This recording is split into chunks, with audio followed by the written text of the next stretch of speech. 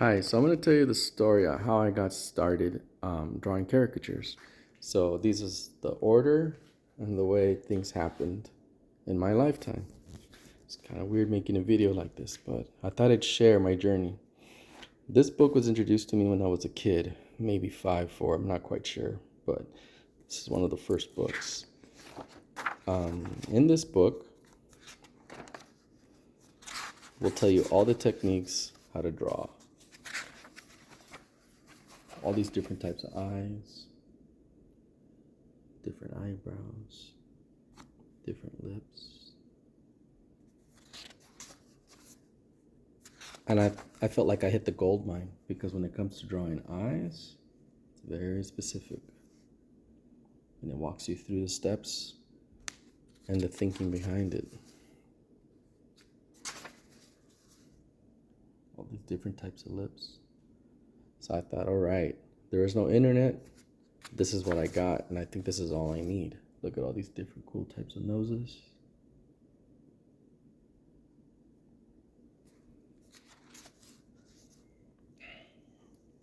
So that's just one section, and then there's more on hair, ears, and how to render. All right. Okay, so this is a great book. I'm going to show you what it equated to, right? So this is my sketchbook here. And these are my caricatures. That was my first caricature. That's me really going to town.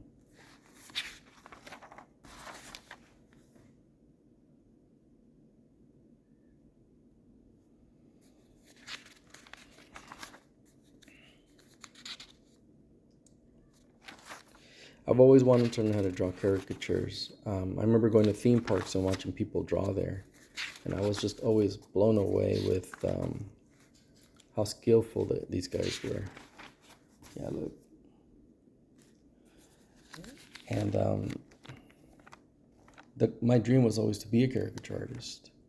You know, this is one of my best drawings, you know. I really tried. The problem with this book is that although it has a lot of pretty drawings, it didn't serve me well when it came to actual application. The book that helped me the most was this book. This book helped me a ton. There's a particular section here where they talk about structure right here.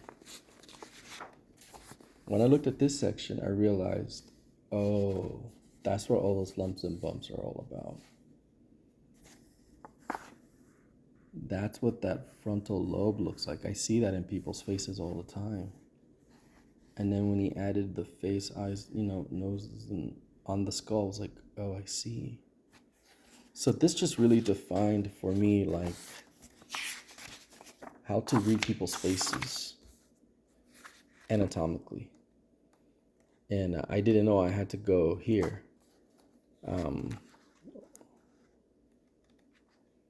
Well, this is on the human body, but there's another section here where it covers actual detail on the eyes. Oh, here we go. I think it's here.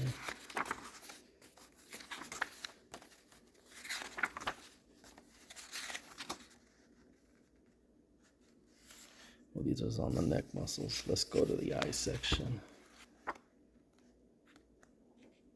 Lips. Where they talk about design, how things taper. That's my little notes right there. Look at the noses. So although the other one had nice designs, this one covered it anatomically, and it was just way more helpful for me to learn and understand ears, noses, and then look at the jaw. The jaw was always so complex for me, and then this really answered the complexity question. In terms of eyes, this helped me out a lot, especially this page right here. So this is a fantastic book.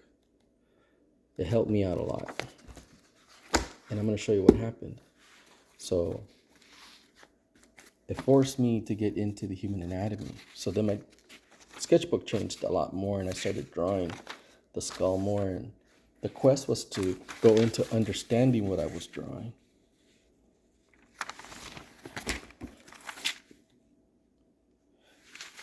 The goal is to answer the question why.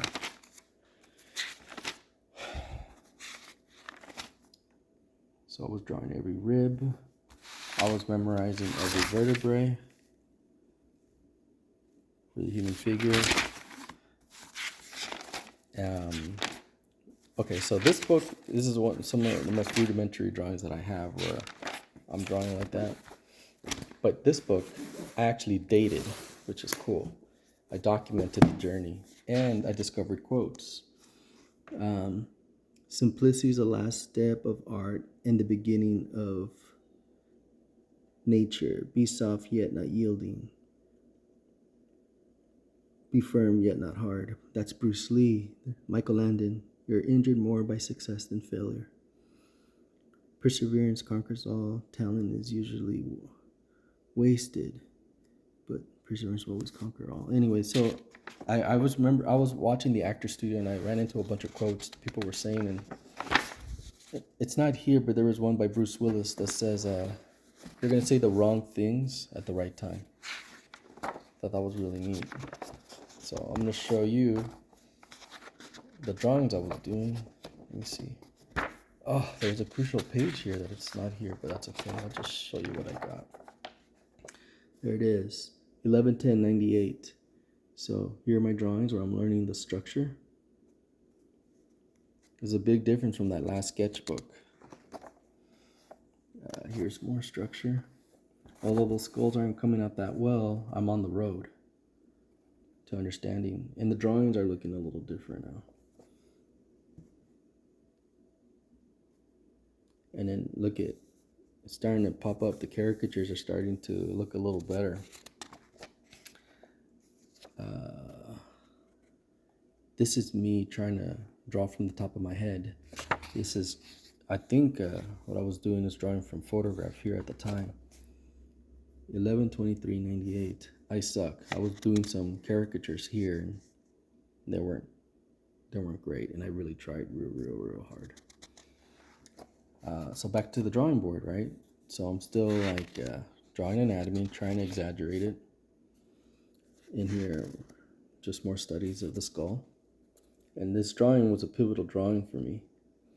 I've never drawn like this before. So the fact that I knew where all these lumps and bumps were and I knew how to draw it was mind-blowing.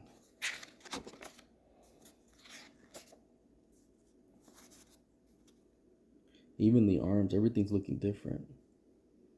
All this from picking up this book by Stephen Rogers.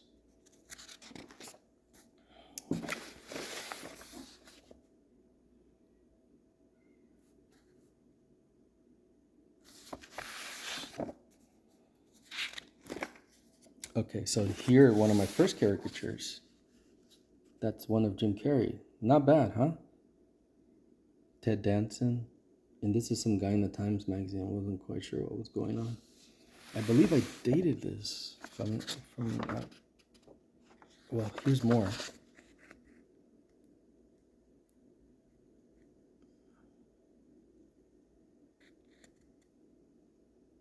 And I was never able to draw like that. Again, if we had to look back,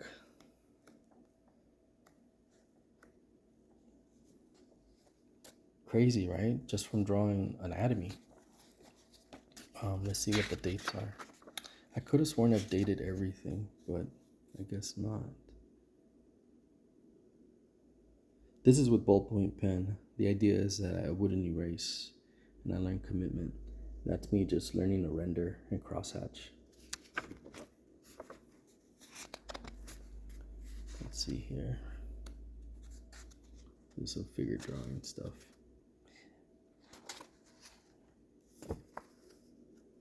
A caricature of a classmate.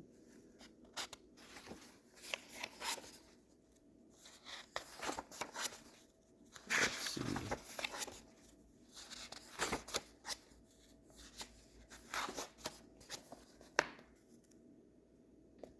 This is just me trying to understand cross-hatching. How to move my pen around.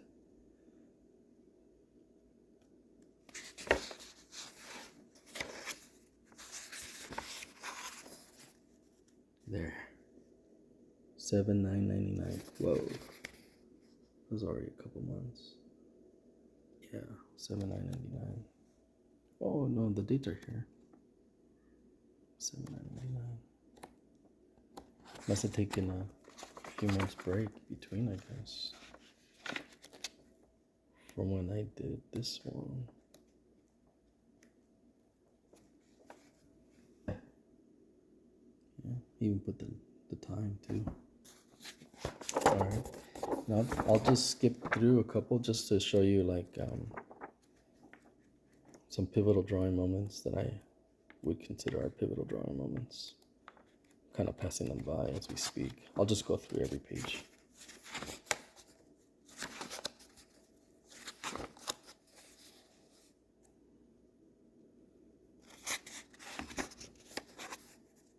Yeah, this drawing right there, I was really happy about that. And this is what's interesting too. I didn't have a mentor and I didn't have a teacher. So I had no one to tell me I was doing a good job, just myself. Which I didn't know later on would be an advantage to me later in life.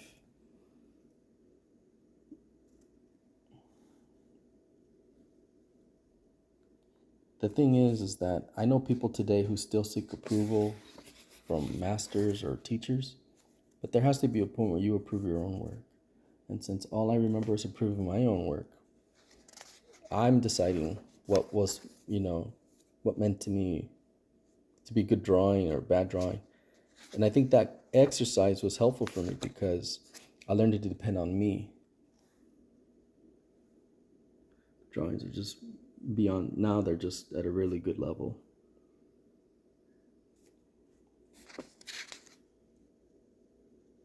I totally see that I understand, and I'm drawing lips and eyes. Now drawing's a treat. But I'm very persistent about understanding when I'm drawing. This is the skull cap.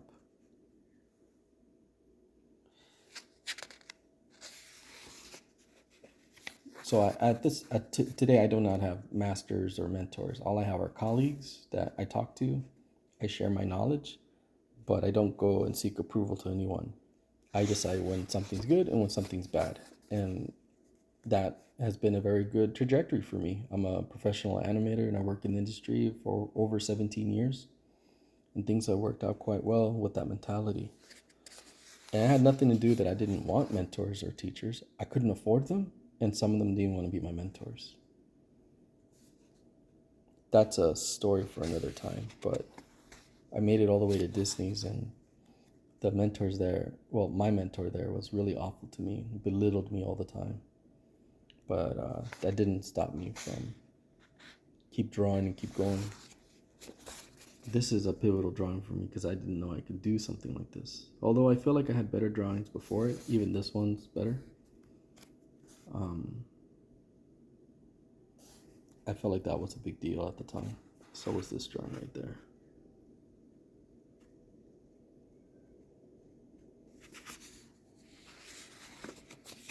And that drawing. Just so you know where that drawing's from. This one here is from this book.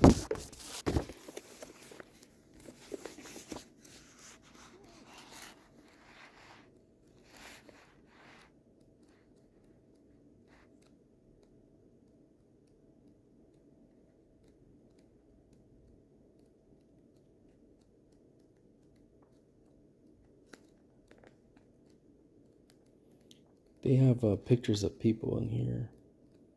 I don't know why it didn't show up, but it's in here. Hold on.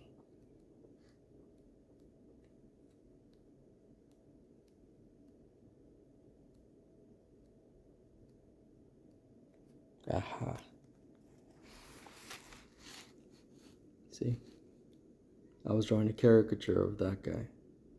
And what fascinated me was his cheekbones. That's what I was trying to draw. So this is a big one for me. This was $721.99.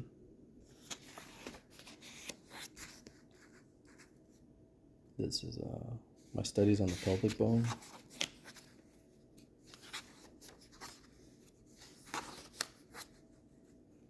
And what I used to do here, I used to draw the skull first, the bones, everything, and with another marker, I would go over it and start adding the anatomy on top. And then here, what I would do is try to draw it off the top of my head. The goal here was always to draw off the top of your head. A good friend of mine did this drawing.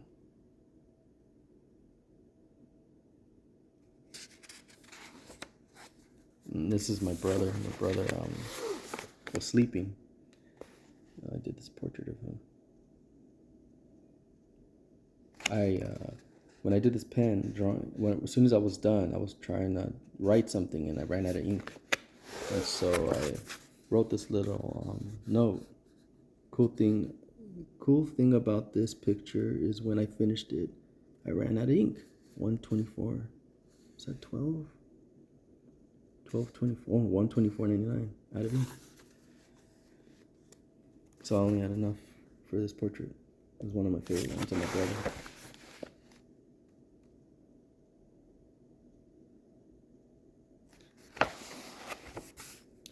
Then at this point I felt, okay, now I feel like I'm comfortable with my drawing. And I just kept at it. And then when I'm doing drawings like this, $727.99.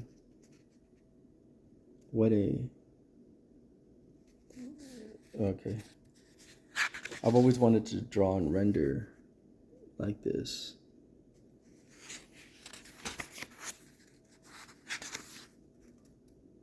More caricatures. I became obsessed with knowledge at this point. I was like, well, the more I keep this up, the better I'm going to be at drawing. But I didn't realize that this would be only one section of the bigger picture of drawing caricatures. But what I'm going to, look, drawings are getting better.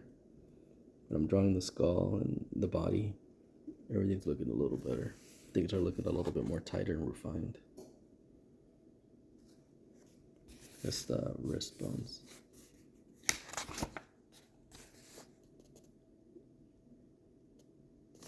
Yeah, this is a big one here.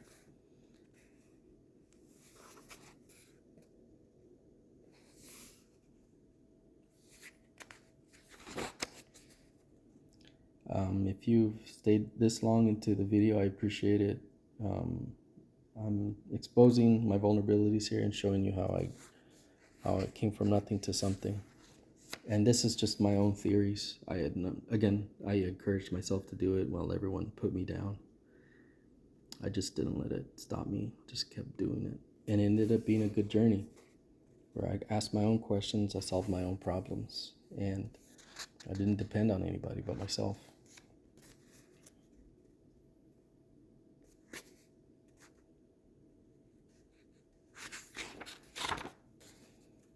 Slowly the colors are starting to creep in.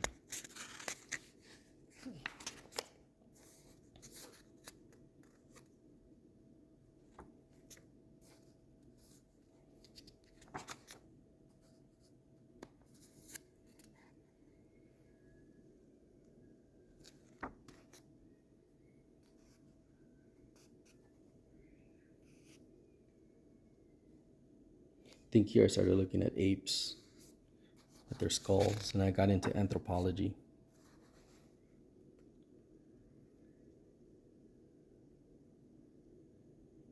At this point, I started drawing things off the top of my head.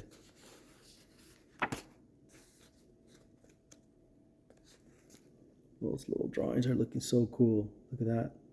That I drew off the top of my head. Again, I keep referring to, we'll go back to these first pages. Big difference, huh? From that, 11/23/98.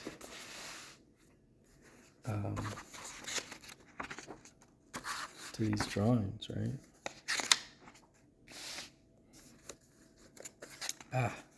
Meant to go back and forth on that last page I was in. Let me see if I can still. Oh, right here, yeah. Big difference. This is well more refined, better drawing.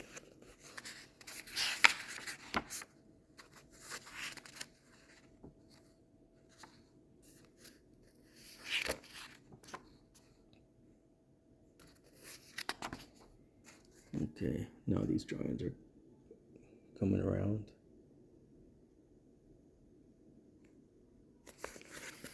I keep saying that they're coming around. But the truth is, that's all. This whole book is. It's an evolvement of my knowledge and my persistence.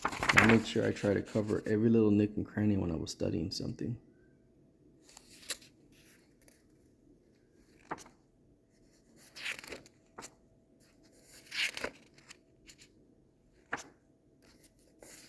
All right, let's get to some more caricatures. A friend of mine did this. Drawings of apes. This is, again, I was getting into anthropology, and I was looking outside of the human skull, and I was seeing more things. And now at this point, drawing portraits and caricatures was getting to be pretty decent, and I was being really comfortable. Like, I didn't really care if that wasn't fancy. The point was, I understood it and I knew what I was drawing, and I was comfortable with it. But yeah, when I did this one here, off the top of my head, with the arms and the anatomy, I was like, okay, now it's time to put together a portfolio so I can apply to a theme park caricature job. Because I figured they're the masters, they're the best, and I'm gonna go to college and learn. Little did I know that it'd probably be one of the worst things and one of the worst decisions I've ever made, because I got ahead drawing on my own and studying my own, and I'd be around a lot of people that I don't think I should have been around. Yeah, that's cool. And that's another story. In the end of the day, you have to decide what works for you and how you learn.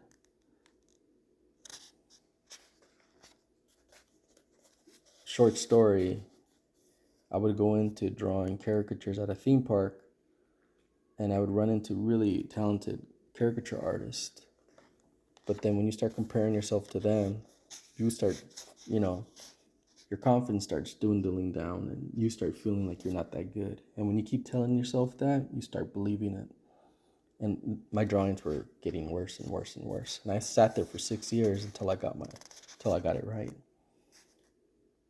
Funny thing is, I would leave caricatures being an animator, and all of a sudden my caricatures got way better than I've ever. From not drawing caricatures for like 5-10 years, my drawings got better.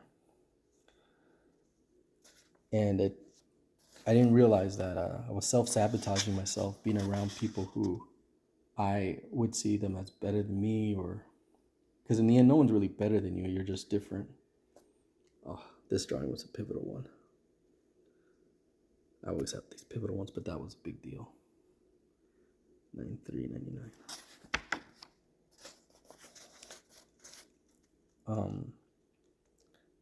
When you tell yourself that person's better, or you feel like you're not growing enough, and you keep putting yourself down every day, that does something to you and it drains you.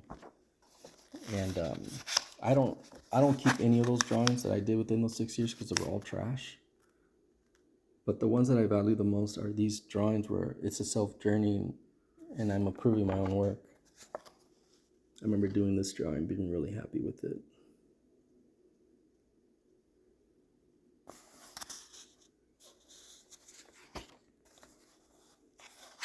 Okay, well, now onto the portfolio. And I guess I'll end it with this last page here, I guess. This is the first day I was at the theme park.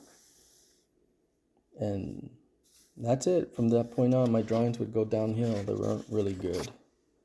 And here I started learning how to airbrush. This is before I got the job. This is when I was training at the job. I did this Marilyn Monroe. And I was learning the art of caricature at a theme park. But like I said, it would not help me. It would actually hurt me. I'm a better caricature artist now, but I only have myself to compare it to and myself to learn from. So right after all that knowledge and all that stuff, and remember my first caricature, this is what my drawings looked like right out of high school. This is a month before high school. I kept the things that I felt were really good. And then I did this drawing of the rock. Did I date this thing? Let's see, 4/13. I don't know what it says. Probably 2000. I did that one of Bruce Lee. That's when I started shading and stuff. This one is of my sister.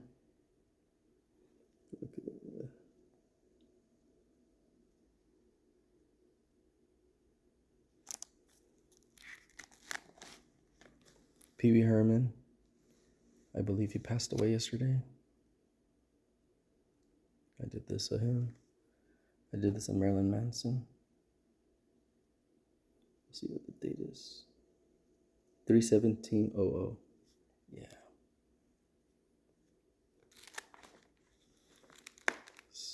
Some drawing of my feet, and that's my little brother. It's one of our presidents.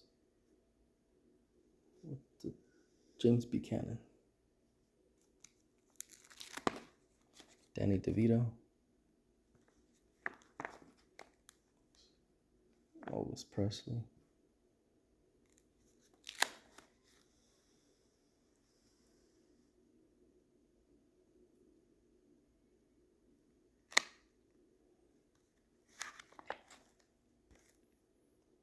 Abraham Lincoln.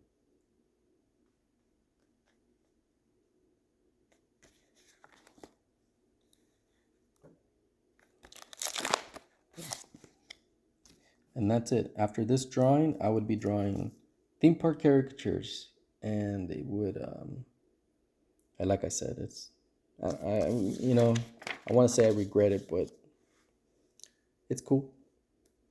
I'm more proud of the work I do now more than I did in those 6 years. So that's my journey. I hope you enjoyed the video. Like and subscribe. If anybody has any questions, let me know. And I'll be doing another video on this one. I made a phone call to the Walt Disney Studios, and the nice receptionist wrote me back on March 1998. Jesus, we're glad you called us and that we're able to send you this information. I put a star by CalArts School, which I'd be going in the future. Disney works directly with the school and get a majority of their animators from here. Don't forget the focus is in human and animal form and movement, color. Good luck, and don't let anything discourage you. Talent's a wonderful thing. Didn't know that there'd be tons of people discouraging me all over the place. And I still made it to the Walt Disney Studios. And again, like I said, that's another tale, but on my journey of being an animator. But I would become an animator and actually start. I was supervising animator for DuckTales Remastered, the video game. So it all ended up working out, but wasn't an easy journey. So I'm glad to have shared this with you all. And good luck with your own journey. And thank you for tuning in.